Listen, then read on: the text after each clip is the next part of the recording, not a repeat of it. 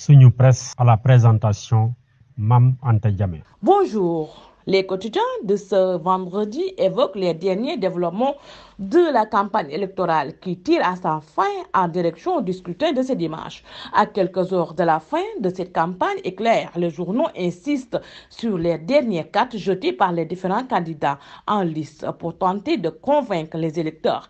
Campagne électorale, le dernier rush, signale Sud Quotidien. Le journal souligne qu'à moins de 24 heures de la fin de la campagne électorale, prévue ce vendredi à minuit, les candidats au fauteuil présidentiel jettent leur dernière ultime force dans la bataille. Les candidats tentent de pêcher des voix chez les derniers récalcitrants à leur projet de gouvernance ou de conforter leur bastion électoral, poursuit Sud Quotidien. La campagne dans tous ses éclats soutient le quotidien à sa une principale, faisant allusion aux promesses de campagne des différents candidats.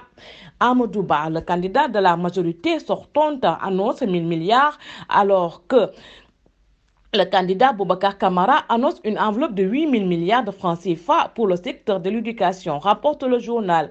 Au même moment, le journal souligne que le candidat Bassirou Diomaye Faye s'est engagé à résoudre deux problématiques majeures pour les agriculteurs sénégalais, la qualité des semences et le prix élevé des engrais.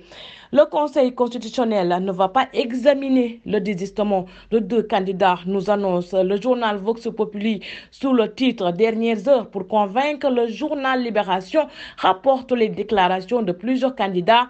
Je ne suis ni un aventurier ni un démagogue, encore moins un populiste, fait valoir le candidat Khalifa Sall dans le journal Libération. Si vous m'élisez, je vous garantis la souveraineté alimentaire d'ici 5 ans, déclare le candidat Aly Ngouille Ndiaye, dont le même journal. Plusieurs autres candidats captent aussi l'attention des publications. Déthié Fall draine les foules à Tivaouane, dixit Vox Populi, la grande offensive d'Anta Babacar Ngom, le journal LAS.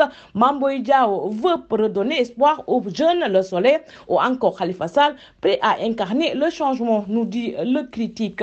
Les journaux évoquent aussi le désistement de deux candidats de l'opposition en faveur de Bassirou Diomaye Diakhar Faye à quelques heures de la clôture de la campagne.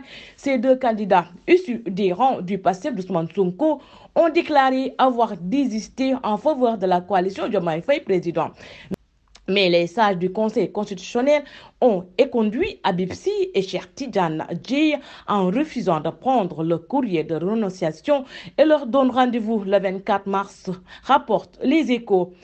Les assurances du nouveau ministre de l'Intérieur occupent aussi une bonne partie des quotidiens. Le résultat du scrutin de dimanche sera sincère et contesté, rassure Mohamedou Makhtar Cissé dans le journal Le Soleil. Faisant écho d'une visite du ministre de l'Intérieur à Thiès, Le Soleil rapporte que tout le matériel relatif à un bon déroulement du vote est bien arrivé dans les différents centres de vote de la région de Thiès. Makhtar Cissé inspecte la mise en place du matériel électoral. Relève Vox Populi, le ministre de l'Intérieur veut s'assurer d'une élection présidentielle apaisée et transparente et dont le résultat sera sincère et incontesté, écrit la publication. Bonne lecture et bonne journée. Sunu Presse vous a été offert par l'Agence sénégalaise de la reforestation et de la Grande Muraille Verte.